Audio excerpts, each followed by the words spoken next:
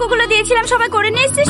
Ma'am আমার করা হয়নি। কেন? আজ বিকেলে বোনের দেওর বেড়াতে আসবে, কাল একটি বিউটি পার্লারে গিয়েছিলাম। আমাকে ফোন করোনি কেন? আমিও চুলগুলো করিয়ে নিতাম। ঠিক আছে বসো। আমার হয়নি কেন? আমাদের গ্রামে কালকে কারেন্ট ছিল না ম্যাম। ও ঠিক আছে বসো। ছেলেদের মধ্যে কার হয়নি? আমার ম্যাম কেন? কালকে আমার চাষটা দাদিমরাই করা হয়নি। কি হয়েছে? কত দাদি করে দিত না? এখানে আই। কি ব্যাপার আপনি? ঘড়িটা একবার দেখেন।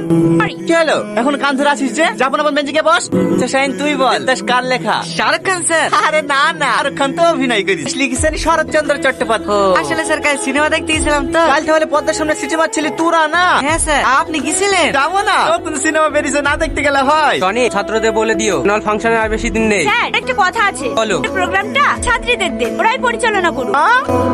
সামলাতে পারে না, পরিচালনা করবে। এত দুর্বল ভেবেন না, এখন দেশ চালাচ্ছে। এবছরের পরিচালনার দায়িত্ব মেয়েদেরকেই দেন।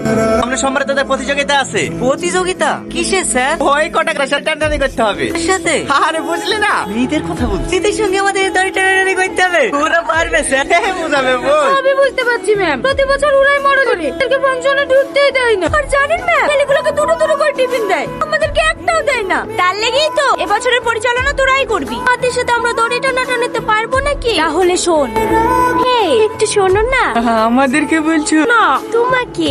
আব্বা কথা শুরি চেঞ্জ হয়ে গেছে যে। টিফিনটা একটু খুলে দাও না। এই লাভ। তুমি একটা খা। না না, আরে শালা খাস নি, ওটাই ধান্দা করছে, বুঝতে পারছি নি। পটানি ধান্দা করছে, একটু বন্ধ তো করতে পারিনি নাকি? কাকে বলো। আমার পায়ে খুব ব্যথা করছে, সাইকেলে করে একটু লি চলো না। তুমি কোথায় যাবা? দেখতে পাচ্ছ না পিছনে আমি আছি? তুই তো প্রতিদিনই যা, শুনতাছি নি রীতির পায়ে ব্যথা করছে, নাম নিছে না। বাহ রাকেশ বাহ, সামান্য একটা মেয়ে লিখে ছোটবেলা বন্ধুকে বলে গেলি। ও শাইন, তোমার বন্ধু তোমাকে নামিয়ে দিল। আসো আমার সাইকেলে বসো, আমি তোমাকে পৌঁছে দেবো। না না, আমি ওই শালাদের মতন টাল না যে তোমাদের ফাঁদে পড়ে যাবো। তুমি বুঝতে পারছো না, আমি বন্ধুদের সাথে বেমানি করবো কি করি? ও বলে তোমার বন্ধুরাই আগে হয়ে গেল, তাই তো? সত্যি বেঁচে বেঁচে এমন একটা মানুষকে ভালোবেসেছি আমার